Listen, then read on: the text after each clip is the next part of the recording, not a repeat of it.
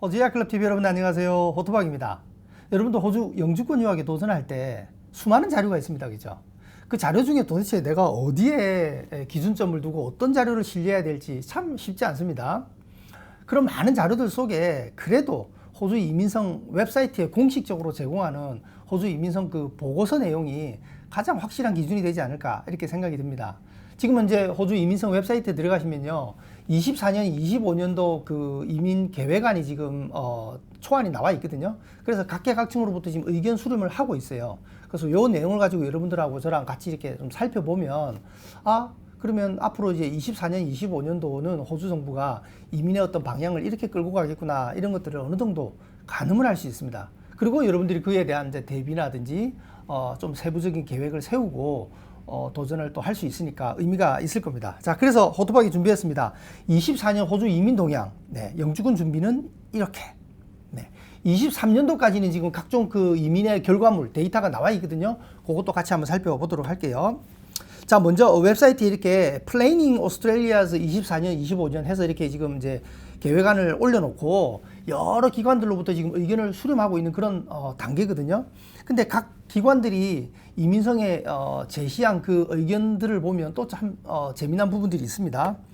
자, 먼저 요거는 그룹 오브 8이라고 하는 그 호주의 또 명문대학 그룹이라고 하죠. 상당히 입김이 세거든요. 이 대학 그룹에서 호주 이민성에 권고안을 제시한 내용들을 보면요, 몇 가지 제가 포인트를 가져왔는데, 호주에서 학업을 한 다음에 호주의 장기 체류로 이어지는, 여기서 말하는 장기 체류는 이제 영주권을 의미하는 것 같아요. 이 영주권자로 연결되는 게 대략 한 16% 정도 되고, 그 나머지 수많은 사람들은 일정 기간 비자가 허락한 범위 내에서 호주에 체류한 다음에는 다시 본국으로 돌아간다는 겁니다. 그리고 꽤 많은 학생들은 그 졸업 비자도 쓰지 않고 이렇게 돌아가는 거예요.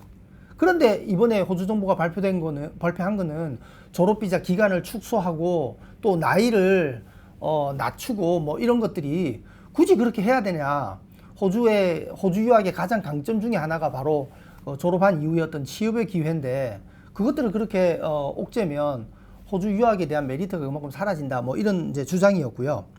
그리고 HPI 비자라고 해서 아주 개인의 뭐 어떤 석사 박사의 어떤 리서치 과정을 연구한 그런 졸업생들은 굳이 제약을 둘 필요 있냐. 그 인재들이야말로 호주에 정말 필요한 인재들인데, 이러한 친구들한테는 또 다른 차원의 어떤 비자를 좀 도입해야 된다, 뭐 이런 내용이고요. 그리고 Skills in Demand 비자라고 해서 즉각 고용이 될 수 있는 그런, 바로 호주가 지금 정말 필요로 하는 그 직종들 있잖아요. 뭐 소위 말하는 뭐 부속직업군이라고 해야 되나요? 이런 직종들은 좀 더 융통성 있게 그들이 좀 더 호주에서 좀 장기간 구직 활동을 할 수 있는 그런 기회를 줘야 된다, 뭐 이런 권고였고요. 그리고 이제 하나 재미난 게, 여러분도 호주 대학을 졸업한 다음에 뭐 취업 비자 같은 거 이렇게 신청을 하든지 아니면 점수제 이민 비자를 신청하면 실제로 내가 영주권을 손에 쥐기까지는 수개월이 걸립니다. 그죠? 그런데 이게 문제가 되는 것은 고용주도 문제고요. 왜냐면 인플로이 E가 비자가 클리어하게 돼야 고용주도 안심하고 장기 고용을 할 거 아니에요. 또 하나 문제는 이 졸업한 졸업생, 졸업과 동시에 영주권을 받는 건 아니니까요. 이 졸업생들이 호주에 내가 계속 머물 건지 안 머물 건지에 이 비자 심사 기간이 긴 게 상당히 고려가 된다는 겁니다. 뭐 수개월 걸려서 가면서까지 그렇게 하기에는 차라리 나는 뭐 미국 갈래, 뭐 캐나다 갈래, 영국 갈래, 뭐 이런 다른 옵션, 혹은 자기 나라로 그냥 돌아가겠다, 이런 선택을 할 수도 있기 때문에 이 비자 기간을 최대한 좀 줄여야 된다, 뭐 이런 내용이 있었고요. 역시 지금 가장 뜨거운 거죠. 졸업 비자를 왜 50세에서 35세로 낮췄냐. 오케이. 뭐 그러면 박사 과정은 대부분 30세가 넘어서 박사 과정을 시작하고 뭐 3.5년에서 4년 이상 걸리잖아요. 그러면 대부분이 35세가 지금 간당간당하게 되는데 이게 문제다. 그래서 박사 과정만큼은 50세로 유지해야 된다, 뭐 이런 주장이고요. 박사 과정은 전체 유학생의 불과 2%밖에 안 되는데, 여기서 말하는 유학생이라고 하는 거는 초중고 과정은 말고요. 2%밖에 안 되는데 이 사람들이 호주의 그 연구 혁신 분야의 필수 인재인데 이들한테 왜 비자 옵션을 아주 제한적으로 줘가지고 이들을 힘들게 하냐, 뭐 이제 이런 내용인데, 아무래도 이제 G8 대학은 연구 중심 대학이다 보니까 석박사 과정에 포커스를 둔 대학이다 보니까 그 한 5, 6페이지 되는 보고서 내용에 이 부분을 좀 많이 강조를 좀 했더라고요. 근데 Universities Australia라고 해서 GA 대학 말고요. 전체 호주 대학 연합이 또 있는데 거기서 한 보고 내용은 또 약간 좀 결이 달라요. 어쨌든 호주 대학들은 이제 유학을 계속 활성화시켜야 된다라는 주장이기 때문에 이런 졸업비자 기간을 단축한다든지 졸업생 나이를 제한한다는 거는 좋은 선택이 아니다. 뭐 이제 이런 내용이었고요. 자, 그리고 이제 회계학과 분야에서 보통 기술심사기관, CPA, CA 기관이 있잖아요. 요 기관들도 지금 이제, 이민성에 이제 공고사항을 제시를 했는데, 여기 보면 재미난 내용이 있습니다.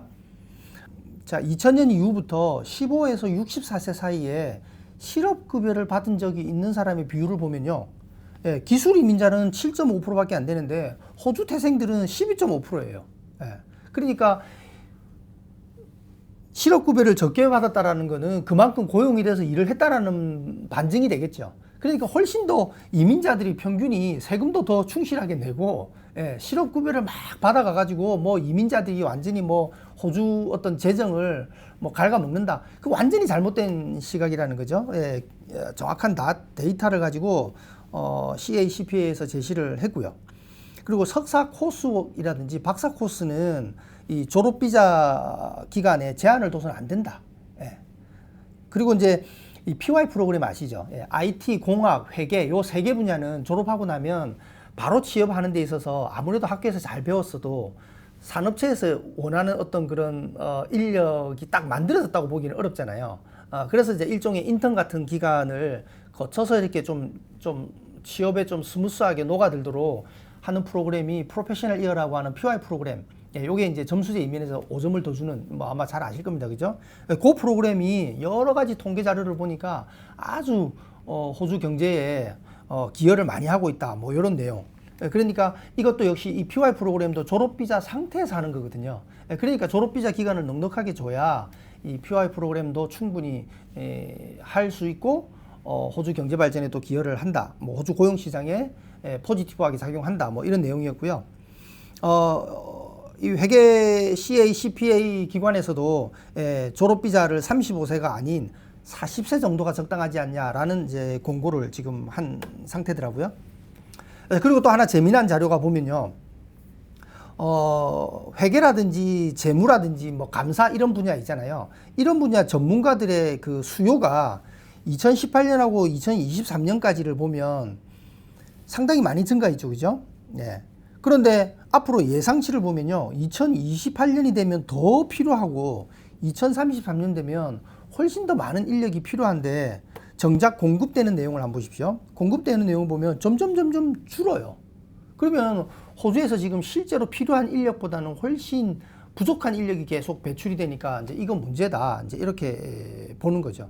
네, 그러니까 이제 결국은 뭐 이게 또 졸업비자라든지 영주권 제도하고도 많이 맞물리는데 역시 CA, CPA 측에서는 정확한 데이터를 가지고 호주의 뭐 이민 제도를 좀 더 심플하게 좀 더 많은 기회를 이민자들한테 제공해야 된다. 뭐 이런 취지의 이제 공고 사항이었고요. 그 외에도 보면요. 호주 주택산업협회 같은 경우는 앞으로 향후 5년간 120만 채의 주택을 건설한다는 게 호주 정부의 어떤 계획안인데 지금 현재 이렇게 부족한 기술 인력으로 무슨 수로 120만 채의 주택을 건설하냐.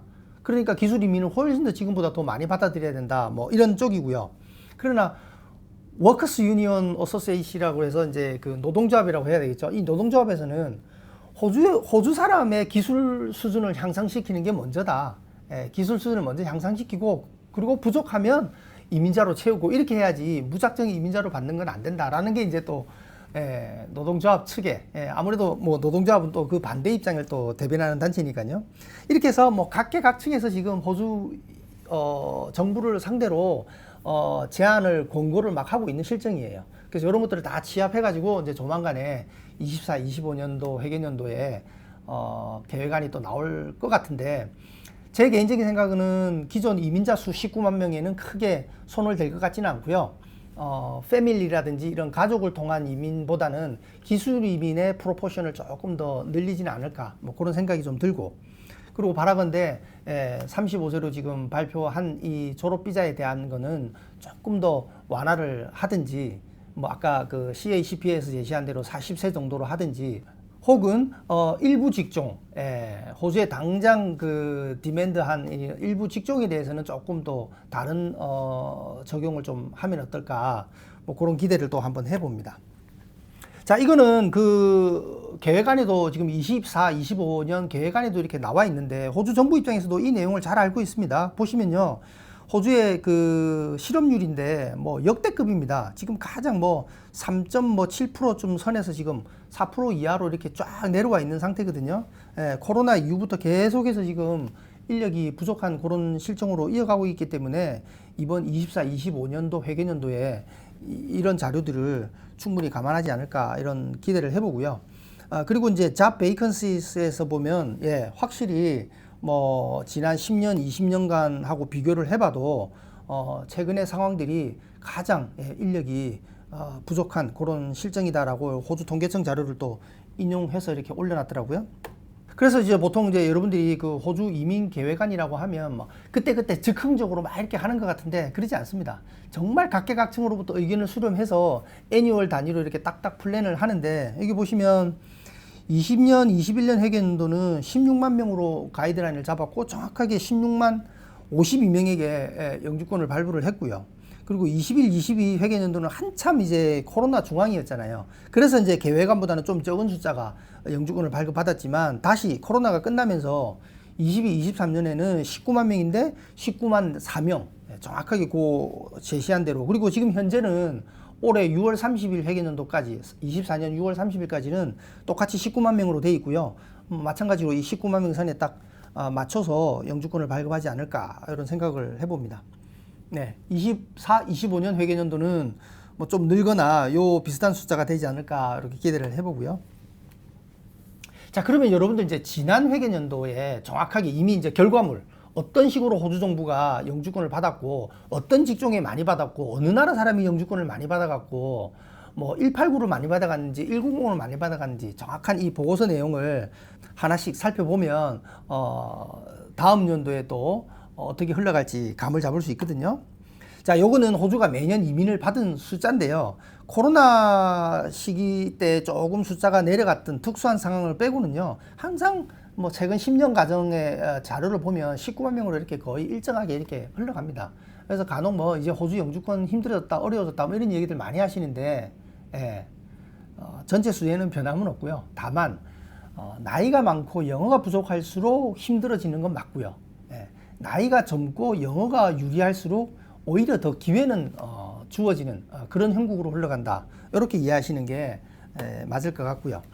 자, 그러면 각 주별로 이제 영주권을 받아간 케이스를 보면요, 아무래도 인구가 많은 뉴사우스웨일즈 빅토리아주가 많죠. 파란색이 기술 이민이고요. 그리고 보라색이 가족 관계에 의한 뭐 이민인데, 자, 퀸슬랜드가 그 다음에 이제 인구가 또 세 번째로 많으니까 퀸슬랜드가 있고, 그리고 웨스턴 오스트레일리아, 사우스 오스트레일리아 이렇게 가는데, 자, 여러분들 여기서 하나 주목하셔야 될 게 웨스턴 오스트레일리아랑 사우스 오스트레일리아의 인구하고 퀸슬랜드 인구하고는 많은 차이가 있거든요. 근데 정작 이민을 받은 숫자에는 큰 차이가 없어요. 자, 요거를 제가 그 전년도 22년도의 그 이민성 보고 내용에 보면요, 제가 옆에 인구를 적어놨잖아요. 뉴사우스웨일즈가 800만 명이 넘고 빅토리아주가 659만 명인데, 자, 퀸슬랜드는 529만 명인데 웨스턴 오스트레일리아는 277만 명. 그러니까 인구수로 본다라고 하면 거의 한 2배 가까이 되잖아요. 근데 영주권을 받은 숫자에는 2배씩 차이 나거나 이러진 않죠. 사우스 오스트레일리아 한번 보십시오. 181만 명의 인구라고 하면요, 거의 퀸슬랜드는 3배가 많아야 되거든요.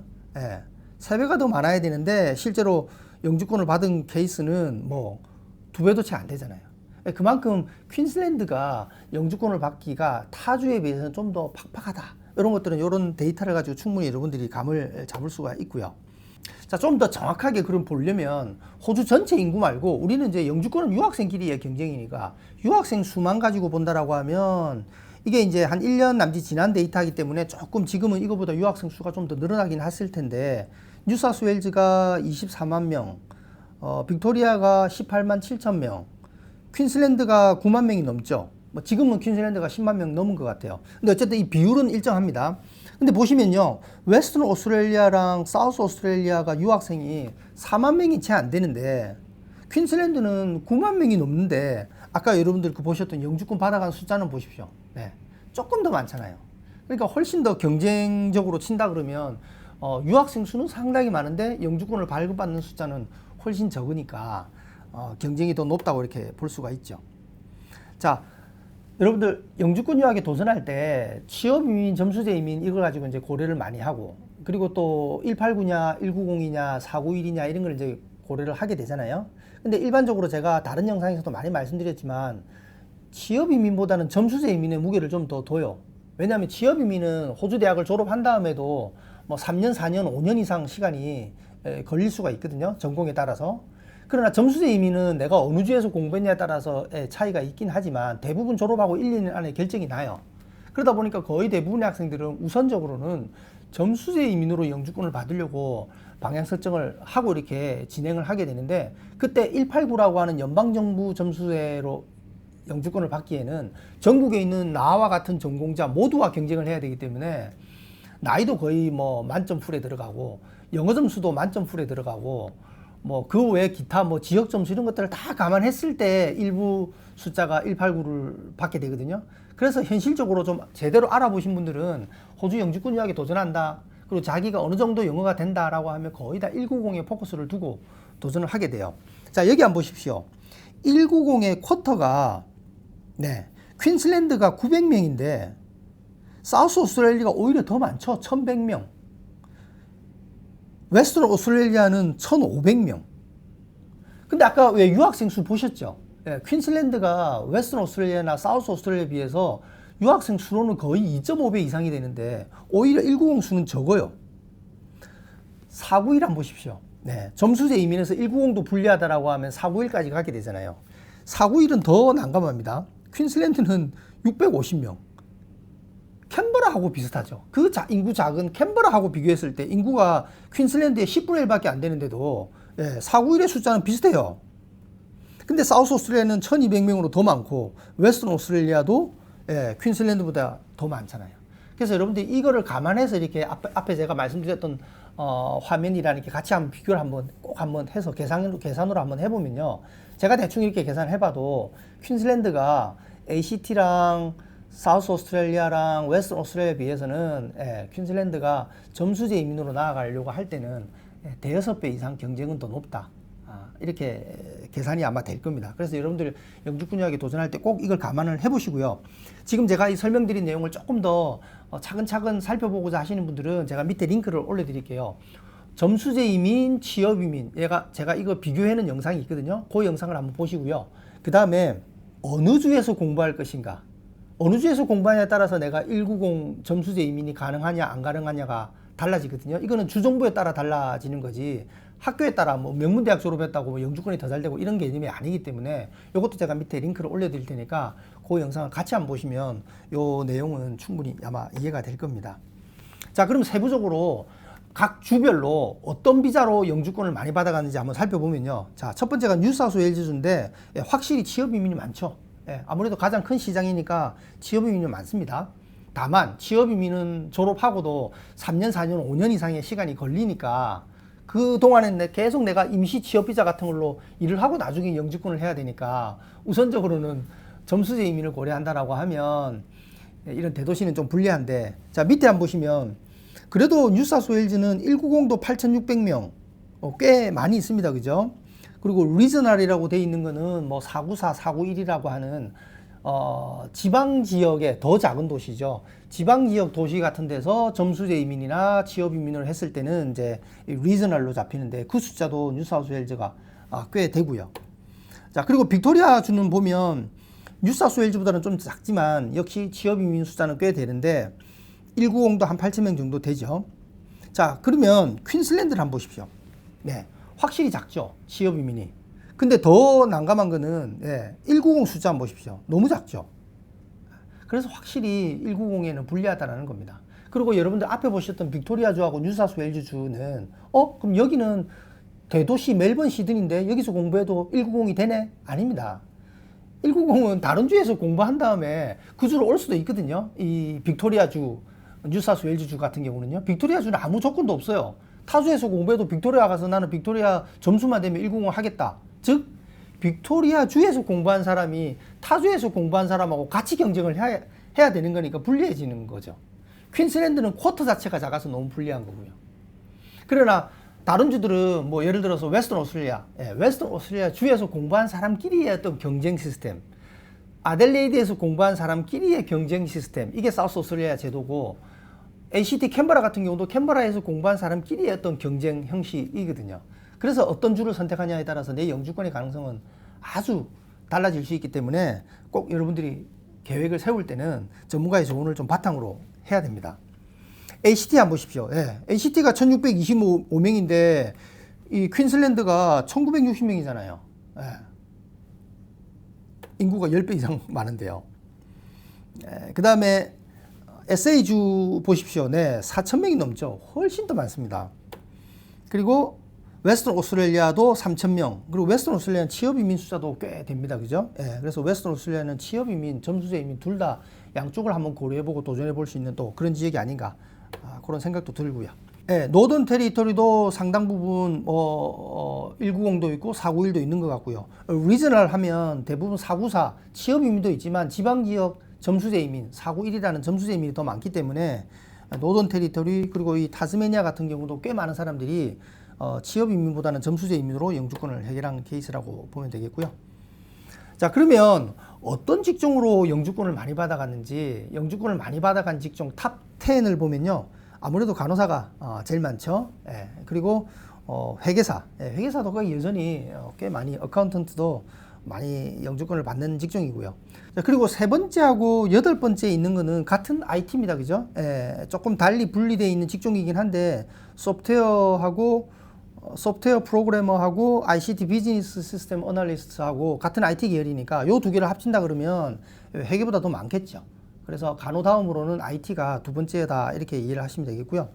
그리고 얼리 차일드후드 티처하고 세컨더리 스쿨 티처가 또 티처 부분도 합치면 뭐 셰프보다도 더 여러분들 영어만 정말 극복이 된다 그러면 호주 1선 초중고 교사로 영주권 유학에 도전을 하셔도 가능하지 않을까 이런 생각이 들고요. 자, 그러면 그 중에서 189 연방정부 이민으로 점수제 이민으로 영주권을 받은 케이스를 보면 압도적으로 간호사가 많죠. 뭐 교사도 좀 있고 이렇게 한데 간호사가 제일 많습니다. 근데 이걸 여러분들 어떻게 보셔야 되냐면요. 이 코로나 기간 동안에 특수한 상황을 보셔야 돼요. 20년 3월에 코로나가 우리 발발해가지고 호주가 막 국경을 이제 차단하면서 20년, 21년, 22년 거의 3년 가까이 유학생이 못 들어왔잖아요. 그러다 보니까 지난 회계년도 23년도에 졸업생이 배출된 숫자가, 간호사 졸업생 배출된 숫자가 현저히 줄었겠죠. 그 2년, 3년 동안 유학생이 학업을 시작을 제대로 원활하게 못했으니까요. 그러다 보니까 이들이 영주권을 189로 받을 수가 있었던 거예요. 배출된 간호사 수가 적어서 점수제 이민에서 쭉 떨어지고, 또 코로나 상황이니까 간호사는 평소보다 더 많이 필요했을 테고. 근데 이제 이거를 잘못 해석을 해서 작년에 간호사가 65점으로도 영주권을 받았대, 189를. 그래서 왜 한국의 간호사인 분들이 호주에서 간호 학업하지 않고 한국 간호 면허를 가지고 영어 조건 충족해서 일정 시험 통과하면 호주 간호 면허를 취득할 수 있거든요. 그러면 호주 간호 면허를 취득했으니까 이제 기술심사 통과하고 호주 점수제 이민 189를 할 수 있잖아요. 그렇게 해서 도로가 작년 말에 일부 학생들이 영주권을 호주 간호 학업 없이 65점으로 인비테이션을 받고 영주권을 받은 케이스가 있거든요. 그건 그때이고요. 그때이고. 지금은 이제 코로나 상황이 아니잖아요. 작년부터 이제 다시 간호 학생들이 많이 돌아와서 학업을 시작하기 때문에 더 이상 65점으로 189 인비테이션은 저는 어렵다고 봅니다. 그런데 제가 종종 이메일 문의를 받아보면 저는 이제 한국에서 지금 영어 열심히 준비해가지고 한국 간호 면허를 호주 간호 면허로 전환해서 기술 이민 하려고 하는데요. 뭐 이런 질문들 많거든요. 여러분들 호주에서 공부하지 않고는 현실적으로 어렵습니다. 이런 코로나 같은 특수한 상황이 또 와가지고 갑자기 또 호주에서 간호 졸업생들이 헌지하게 줄어든다. 뭐 그런 사태가 생기지 않는 이상은 한국에서 면허를 가지고 호주 면허로 호주 학업 없이 이렇게 하면 학업 점수 뭐 이런 것들이 지역 점수 이런 것들이 없어지기 때문에 호주에서 공부한 사람들하고 점수 경쟁에서 여러분들이 극복하기 좀 어렵기 때문에 그걸 감안을 하면 좋겠고요. 자, 190으로도 여전히 지난 회계년도는 간호사들이 영주권을 많이 받았네요. 그리고 뭐 IT 분야도 있고 회계 분야도 있고 뭐 엔지니어링, 교사 분야 이런 쪽이 좀 더 많았고요. 그리고 이제 190으로도 영주권이 안 되면 임시로 5년짜리 임시비자를 주고 그 5년 중에 3년간 일하면 영주권을 주는 점수가 부족한 분들은 이제 이것도 많이 하거든요. 이게 이제 491 비자라고 하는 건데, 네, 그것도 보면, 네, 이 491 비자가 보라색인데, 지방 지역에서 취업을 통해서 영주권을 해결되는 뭐 오토 메카닉이라든지 쿡 같은 경우나 조금 보이긴 하는데, 특히 회계는 491 점수제 이민으로 영주권을 많이 받았죠. 그러니까 여러분들 이거를 이렇게 보셔야 됩니다. 회계를 공부하는 학생이 회계는 그래도 뭐 서울 같은 대도시에 회계사가 필요한 거지 지방 도시에 필요할까? 물론 대도시에 많이 필요하겠죠. 그러나 개인이 다 호주는 소득 신고를 할 때 보통 회계사들한테 의뢰를 많이 하거든요. 자기가 셀프로 신고하는 사람도 있긴 하지만 대부분 평범한 직장인이라고 하면 보통 회계사한테 다 위임을 합니다. 그리고 회계 전문 회계사의 뭐 회계사뿐만 아니라 뭐 변호사라든지 이런 법률 서비스 뭐 이런 세무 서비스 이런 것들을 한국보다는 훨씬 더 좀 일상에서 많이 도움을 받거든요. 예, 그러다 보니까 지방 지역에도 당연히 그 지역에 사는 사람들이 각자의 개인 텍스 신고를 할 때 회계사의 도움을 받으니까 그 개인 세금 신고하는데 대도시에 있는 대형 뭐 회계 폼에 의뢰하지는 않잖아요.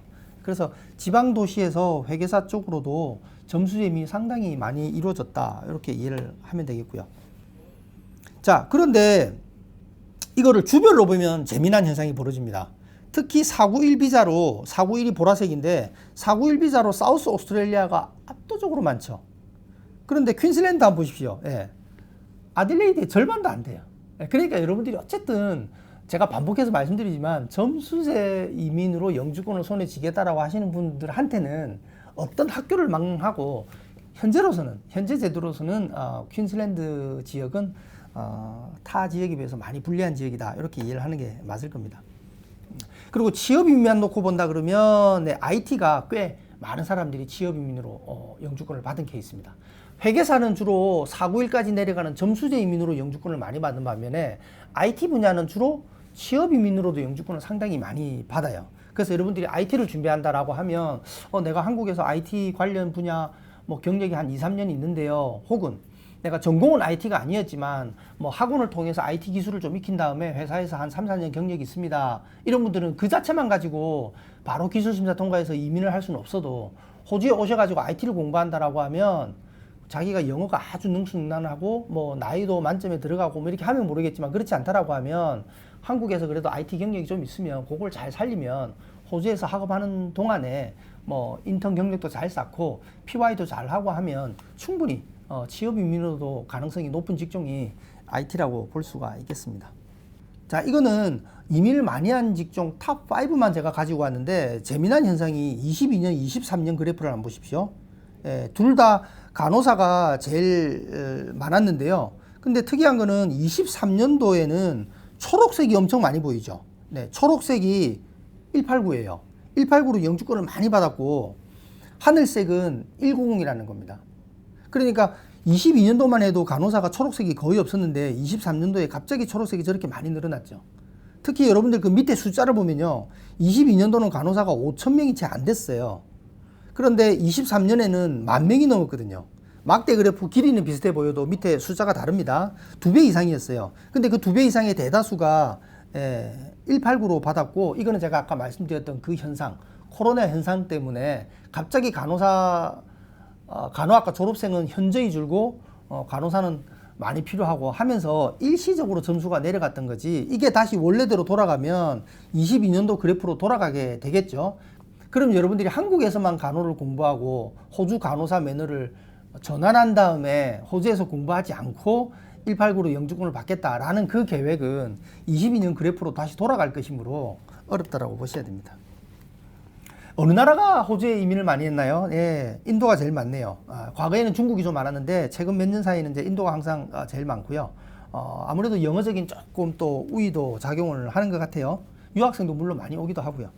그리고 필리핀, 네팔, 뭐 영국, 뉴질랜드 이런 순으로 가는데 한국은 좀 보니까 작년까지는 22년도까지는 14위였는데 23년도는 16위로 또 떨어졌더라고요. 예, 전체에서 약 2%. 예. 그러니까 우리가 막 호주 영주권 도전하는데 한국 사람이 엄청 많아서 막 전체에서 한 10%, 20% 차지할 것 같은데, 네. 2% 정도, 2%가 채 안 돼요. 예. 그러니까 우리가 네이버에서 뭐 이런 전공이 영주권 된다, 저런 방향이 영주권에 쉽다, 뭐 이런 것들은 2% 안에서의 리그입니다. 나머지 98%가 어떻게 움직이는지 우리는 살펴봐야 합니다. 예, 전문가의 조언이 그래서 필요한 거고요. 어느 대륙에서 이민을 많이 왔냐? 네, 하늘색도 아시안이고요. 그리고 보라색도 아시안이고요. 초록색도 아시안이고요. 그래서 우리 왜 영어권 선진 국가들 뭐 미국, 영국, 캐나다, 호주, 뉴질랜드 이렇게 막 비교를 하잖아요.